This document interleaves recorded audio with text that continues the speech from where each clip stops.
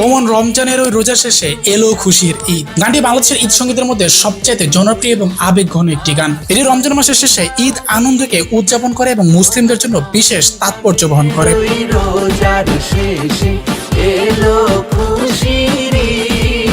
গানটি রচয়িতা, সুরকার এবং গীতিকার ছিলেন কাজী নজরুল ইসলাম, কিন্তু প্রথম গায়ক ছিল আব্বাস উদ্দিন আহমেদ। এই গানটি মূলত 1931 সালে লেখা হয়েছিল। এটি বাংলার প্রথম এবং সবচাইতে জনপ্রিয় ঈদ সঙ্গীত।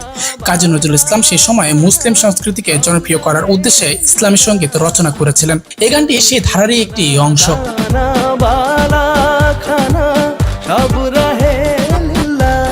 এটি বাংলার মুসলমানদের অন্যতম প্রধান ঈদ সঙ্গীত হয়ে উঠেছে। গানটি শুধু আনন্দ নয়, বরং ত্যাগ সংযমের পর পুরস্কার স্বরূপ ঈদের মহত্ব প্রকাশ করে। এখনো ঈদের সময় এই গানটি বাংলাদেশের টেলিভিশন, রেডিও এবং বিভিন্ন অনুষ্ঠানে বাজানো হয়ে থাকে। এই গানটি বাংলার মুসলিম সমাজের সংযম, ত্যাগ, ঈদ আনন্দের এক অসাধারণ প্রকাশ। সবাইকে ঈদ মোবারক, ঈদের অনেক অনেক শুভেচ্ছা।